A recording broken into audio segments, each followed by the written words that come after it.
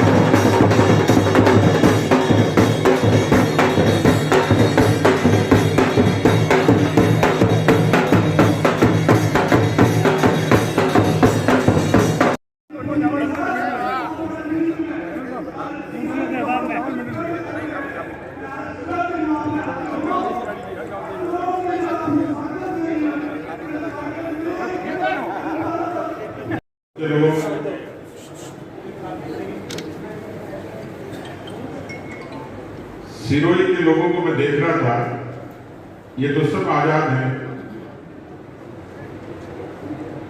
मेरी बात समझ में नहीं आई।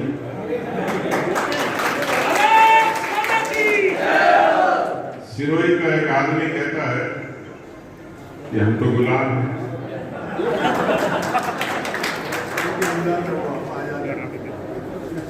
और इस गुलामी ने 70 सालों में इस देश को बर्बाद कर दिया।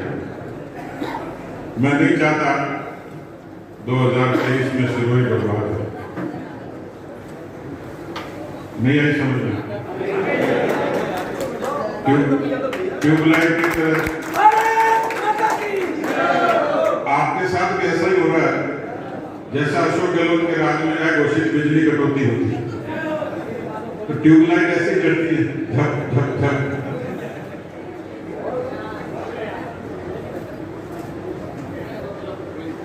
मैंने सुना उनको, तो ये फर्क है बीजेपी और कांग्रेस में। वो किसी एक खानदान के गुलाम हैं। भारतीय जनता पार्टी के नेता और कार्यकर्ता भारत माता के गुलाम हैं। राजस्थान की 7 करोड़ जनता के गुलाम हैं। और मैं आप लोगों के लिए संदेश लेकर आया हूं। इस हॉल में मैं बहुत बार आया हूं, कम से कम 8 दर्जन बार तो आ ही गया, लेकिन आज आपकी बैटरी में जो करंट है नोकिया की तरह पूरे तरीके से चार्ज है। और इसलिए मुझे पूरा भरोसा है कि मेरा संकल्प पूरा होगा। सिरोही समेत पूरे राजस्थान में भारतीय जनता पार्टी प्रचंड बहुमत के साथ सरकार बनाएगी।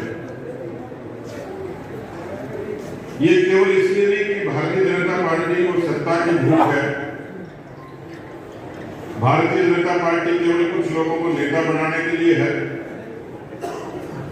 ये फर्क तो आपने कार्यकर्ता होते हुए भी आम आदमी के नजरिए से भी महसूस कर लिया होगा। मैं कल अहमदाबाद में था, मुझे अच्छा लगा कि एक तरफ महाराणा प्रताप जी की तस्वीर थी, दूसरी तरफ सरदार वल्लभ भाई पटेल साहब की तस्वीर थी। महाराणा प्रताप जी की तस्वीर के नीचे लिखा था जन्मभूमि, सरदार पटेल साहब की तस्वीर के नीचे लिखा था कर्मभूमि। एक ने मुगलों के छक्के छुड़ा दिए और एक ने देश को टूटने और बिखरने से बचा दिया। हम भारतीय जनता पार्टी के लोग इस देश की मजबूती के लिए काम करना चाहते हैं, इस प्रदेश की तरक्की के लिए काम करना चाहते हैं। और अब किसी प्रत्यक्ष के प्रमाण की आवश्यकता नहीं। देश में जब से प्रधानमंत्री मोदी जी का नेतृत्व आया है, छोटी छोटी समस्या से लेकर देश की बड़ी से बड़ी समस्या का समाधान। लेकिन कांग्रेस को क्यों हजम होता? उनको तो सत्ता की आदत थी। इस देश में भ्रष्टाचार, जातिवाद, वोट बैंक, अराजकता, इन सब की कोई जनक है जिसने ये सारी परिस्थितियां पैदा की, वो कांग्रेस पार्टी है। मैं सरदार पटेल साहब को वहां गुजरात में स्मरण कर रहा था। इस देश में 1947 में विभाजन की जिम्मेवार कांग्रेस पार्टी और दूसरी तरफ सरदार वल्लभ भाई पटेल थे। यदि सरदार वल्लभ भाई पटेल नहीं होते तो शायद हिंदुस्तान का इतना खूबसूरत नक्शा भी नहीं होता। इस देश में आजादी के बाद खूब मौका था 50 वर्ष का। वो किसानों की समस्या सुन सकते थे, महिलाओं की समस्या पर समाधान कर सकते थे, नौजवानों की समस्या का समाधान कर सकते थे। लेकिन मैं आपसे पूछता हूं कि नेहरू जी से लेकर, इंदिरा जी से लेकर, राजीव गांधी जी और मनमोहन सिंह जी तक इस देश में राम जी के मंदिर का फैसला भी मोदी जी करें, कश्मीर की 370 का फैसला भी मोदी जी करें, शौचालय की व्यवस्था भी मोदी जी करें, बैंक के खाते का फैसला भी मोदी जी करें, आयुष्मान भी वो लगाएं, आदिवासी को छत देने का काम भी मोदी जी करें, किसानों को क्रेडिट कार्ड देने की सौगात भी वाजपेयी जी करें और सम्मान निधि देने का काम भी मोदी जी करें। तराजू के 2 पलड़े को यदि नापेंगे तो कांग्रेस का पलड़ा खाली है और बीजेपी के पलड़े में बेशुमार उपलब्ध है। आज भारतीय जनता पार्टी का कार्यकर्ता किसी चौपाल पर शर्मिंदा नहीं हो सकता, लेकिन कांग्रेस का कार्यकर्ता जब चौपाल पर खड़ा होता तो लोग एक लंबी फहरिस्त घोटालों की सुना देते हैं कि तुमने आकाश से लेकर पाताल तक भ्रष्टाचार के अलावा कुछ नहीं किया। पनडुब्बी का पाताल में किया और बोफोर्स का आसमान में किया। कोयला तुमने छोड़ा नहीं, मोबाइल की तरंगे खाई। इस देश में भ्रष्टाचार और कांग्रेस के नेता अभी भी या तो जेल में है या बेल पर है। आज मुझे 7 वर्षों में कोई माइका लाल कांग्रेस का आदमी आके इस बात की बहस कर ले कि मोदी जी के मंत्रिमंडल में इन 7 वर्षों में किसी व्यक्ति पर उंगली उठी हो, तो यहां आकर बहस कर ले। एक भी व्यक्ति के चरित्र हर बात का समाधान। आप राम जी को मानते हो, राम जी की धरती पर राम जी के मंदिर को बनाने के लिए 500 वर्षों का संघर्ष, लाखों लोगों का बलिदान, राम जी की धरती पर राम जी का महिमा मंडन करने की हिम्मत और साहस किसी ने किया तो देश के प्रधानमंत्री मोदी जी ने किया। कश्मीर की घाटी पर तिरंगा फहराने से परहेज था। तिरंगा कोई ले जाता था तो गोलियां चलती थी, तिरंगे को जलाया जाता था। आज तो कांग्रेस पार्टी को राम जी भी याद आ रहे हैं, जनेऊ भी याद आ रहा है, तिरंगा भी याद आ रहा है। लेकिन जिन्होंने कश्मीर की घाटी को खून से रंग दिया, ऐसी शहादत को सम्मान करने के लिए देश के यशस्वी गृह मंत्री अमित शाह जी की कलम ने और वाणी ने 370 खत्म करके कश्मीर की घाटी में तिरंगे का सम्मान किया। ये भारतीय जनता पार्टी के लोग हैं जिन्होंने कोरोना की ऐसी महामारी में हर जगह जाकर, मैं देखता था अच्छे अच्छे संपन्न घरों की हमारी माताएं बहन गरीबों के लिए भोजन बनाने का काम करती थी। पार्टी के एक कार्यकर्ता ने उदारता के साथ राशन की व्यवस्था की। मैं देश के प्रधानमंत्री जी का अभिनंदन करना चाहूंगा। उनके टीके आने में 30 से लगभग 50 वर्ष तक लग गए, लेकिन इस कोरोना की लड़ाई को लड़ने में दुनिया का कोई देश सिरमौर है, देश का नेता सिरमौर रहा। और हम सब का सौभाग्य है कि मोदी युग में जी रहे 190 करोड़ लोगों को वैक्सीन लगाकर दुनिया का सबसे सुरक्षित देश हिंदुस्तान। वाजपेयी जी ने जो प्रधानमंत्री ग्राम सड़क योजना जारी की, आज 6 आदिवासी गांवों में किसानों के यहाँ प्रधानमंत्री ग्राम सड़क योजना की बोर्ड लगे। 70,000 किलोमीटर सड़कें सिर्फ पीएमजीएसवाई की प्रधानमंत्री ग्राम सड़क योजना की। 22,000 करोड़ रुपए का रेलवे का विकास, एक लंबी फहरिस्त कर हिंदुस्तान के किसानों को वाजपेयी जी के बाद किसी ने सौगात देने का काम किया तो 11.5 करोड़ किसानों को 1,60,000 करोड़ रुपया उनके खातों में जमा कराने का काम भी देश के यशस्वी प्रधानमंत्री मोदी जी ने किया। और इसलिए कार्यकर्ता साथियों, मैं गुजरात में कह रहा था कि उनके चुनाव 22 में, राजस्थान में 23 में और मोदी जी के चुनाव 24 में। 3 साल की तपस्या, लेकिन मुझे लगता है कि केवल 3 वर्ष के कार्यकर्ताओं का परिश्रम हिंदुस्तान को 300 वर्षों तक दुनिया की सबसे बड़ी ताकत बनाने में अपने पराक्रम का काम करेगा। और इसलिए हम सब ने कहा, मैं आया इसलिए आप लोगों के बीच में कि संगठन हमारी ताकत है। गांव-गांव में बैठा हुआ एक बुजुर्ग भी, एक जवान भी, माता और बहन पहले काम करती थी चुनाव में। एक दिन पहले वोटर लिस्ट पर पर्ची पहुंचती थी, लेकिन पार्टी ने यह तय किया कि हम 24 घंटे काम करेंगे, 365 दिन काम करेंगे, जनता के लिए काम करेंगे और जनता के बीच में काम करेंगे, उनके सुख दुख के भागीदार भी बने। मैं आपके बीच में आया, अभी कोई चुनाव नहीं, मैं तो सिर्फ होली की रामाश्यामा करने आया था कि कल आप कोई उलाना नहीं हो कि साहब आप आए नहीं, मिले नहीं, दिखे नहीं। लोकतंत्र भी तभी जिंदा रहेगा और पार्टी की प्रतिष्ठा भी तभी रहेगी कि एक बूथ का कार्यकर्ता अपनी पार्टी को बूथ पर मजबूती से खड़ा करेगा। तो मैं पन्ना प्रमुखों की नियुक्ति के लिए आपसे निवेदन करने के लिए आया। यहाँ सब लोग बैठे जिन्होंने अपने अपने बूथ की कार्यकारिणी बनाई होगी और पार्टी ने एक आह्वान किया 6 तारीख को भारतीय जनता पार्टी का स्थापना दिवस है। उस दिन तक हर पेज तक हम लोग पहुंच जाएं और यदि आपने ये काम कर लिया तो मैं आपको भरोसे के साथ कह सकता हूं कि दुनिया की कोई भी ताकत बीजेपी को जीतने से रोक नहीं सकती, चाहे कितनी आंधी और तूफान है।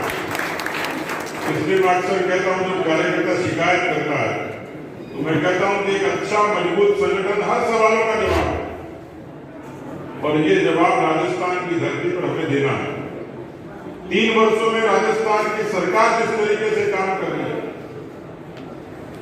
उस सरकार का पता ही नहीं लग रहा कि सरकार है या नहीं, न असरदार है न सरकार। एक हास्य कवि है शैल चतुर्वेदी, उन्होंने ऐसी सरकार पर एक कविता लिखी, 4 लाइन की कविता है, लेकिन उस राजस्थान की अशोक गहलोत सरकार पर सटीक बैठती। एक नए बने मंत्री ने, आप पढ़ो तो बना ली, क्योंकि सूट सिला रहता, धरती का किराया हम तो सदन में मजे लेते थे कि बेचारे टेलर का कि वो सिलाई का पैसे दिए थे, रेमंड्स का सूट सिला सलाहकार भी बने तो आपने धोखे से बने। एक नए बने मंत्री ने अपने ड्राइवर से कहा, एक नए बने मंत्री ने अपने ड्राइवर से कहा, आज कार में चलाऊंगा। एक नए बने मंत्री ने ड्राइवर से कहा, आज कार में चलाऊंगा। ड्राइवर ने कहा, हुजूर मैं उतर जाऊंगा। एक नए बने मंत्री ने अपने ड्राइवर से कहा, आज कार में चलाऊंगा। ड्राइवर ने कहा, हुजूर मैं उतर जाऊंगा। ये कार है, सरकार नहीं जो भगवान भरोसे चल जाए। अशोक गहलोत जी की सरकार में ऐसे चल रही, और इससे भी ज्यादा हमें तो कार को उनकी इज्जत बख्शती मैंने। हमारे पूर्वी राजस्थान में जब जुगाड़ होता है, आपने जुगाड़ सुना? आपके जुगाड़ कैसे कहते हैं कि कोई काम करने के लिए, लेकिन वास्तव में जुगाड़ होता है। ये जो फट्टे होते हैं इनको लेके, टायर कहीं का होता है, स्टीयरिंग कहीं का होता है, उसमें ब्रेक होते नहीं, हॉर्न होता नहीं, लाइट होती नहीं, वो बचता, उसी से लोगों को पता लग रहा है जुगाड़ चल रहा है। अब वो जुगाड़ कब बिखर जाए इसका भी भरोसा नहीं। ये जुगाड़ इसलिए कि 6 तो बीएसपी का जुगाड़ किया, 13 अपने सलाहकार जैसे जोड़ ली, जुगाड़ हो गया कि नहीं हो गया? और उसमें भी गोचेबाजी है कि आधे को नाराज हो गए। बारात में जैसे फूफा जी नाराज होते थे तो कार की बजाय फूफा जी को बस में बैठा तो पता लग जाएगा कितने नाराज होते हैं। आधे कैसे नाराज रहते हैं सरकार से, किसी पार्टी से। तो इसलिए ये जुगाड़ की सरकार ने पिछले 3 सालों में राजस्थान का बेड़ा गर्क कर दिया। राजस्थान में लगभग 7 लाख मुकदमे, आजादी के बाद ये पहली सरकार है, इतने एफआईआर पहली बार दर्ज हुई। वो मुख्यमंत्री जी कह रहे हमने सबके लिए खोल दी। मैंने भाई खोल दी तो इतने मुकदमे क्यों है?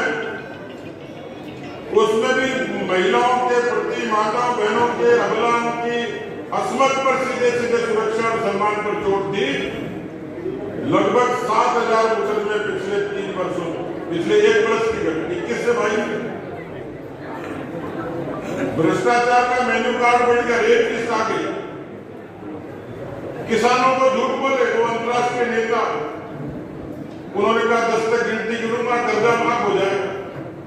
एक बार मैं भगत पढ़ने की सोच रही थी, मैंने कहा ये आदमी तो भगवान कृष्ण के बाद उसका अवतार ही है, अपने को तो इसी का अनुयायी बढ़ जाना चाहिए कि 10 दिन में कर्जा माफ कर दे, और अपने को क्या चाहिए। जालोर की सभा में कहा, पोखरण की सभा में कहा, हनुमानगढ़ में तो अति करती, बोलो सूरज उगे नहीं उगे, चंद्रमा छूट जाए, 10 दिन में कर्जा माफ कर दूंगा। ऐसे अपने सोनिया गांधी जी के सुपुत्र, नाम नहीं दिया मैंने, वो आप पर छोड़ता हूं।